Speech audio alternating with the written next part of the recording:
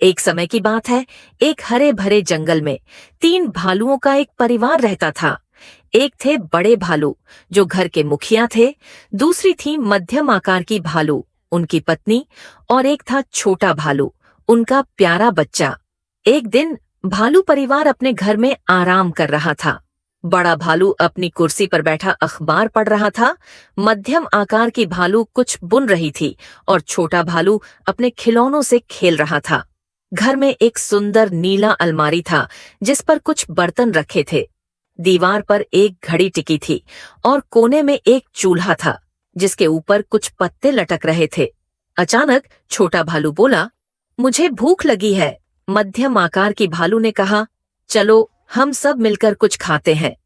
उन्होंने 3 कटोरे निकाले और उनमें स्वादिष्ट शहद डाला। फिर उन्होंने 3 साबुन निकाले और अपने हाथों को धोया। बड़े भालू ने कहा, आज हम बाहर घूमने जाएंगे। उन्होंने अपनी कुर्सियां निकाली और उन्हें घर से बाहर रख दिया। छोटा भालू अपनी छोटी सी कुर्सी पर बैठ गया और बाकी दोनों बड़े भालू अपनी अपनी कुर्सियों पर बैठ गए। फिर उन्होंने एक लाल रंग का कपड़ा निकाला और उसे एक मेज पर बिछा दिया। उन्होंने 3 कुर्सियां लगाईं और सब लोग बैठकर खाना खाने लगे। छोटा भालू बहुत खुश था।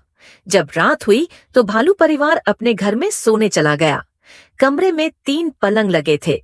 एक बड़ा पलंग बड़े भालू के लिए, एक मध्यम आकार का पलंग मध्यम आकार की भालू के लिए और एक छोटा पलंग छोटे भालू के लिए।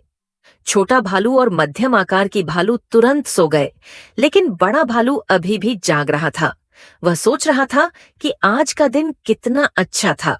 बाहर चांद चमक रहा था और तारे टिमटिमा रहे थे। बड़ा भालू धीरे से मुस्कुराया और अपनी आंखें बंद कर लीं।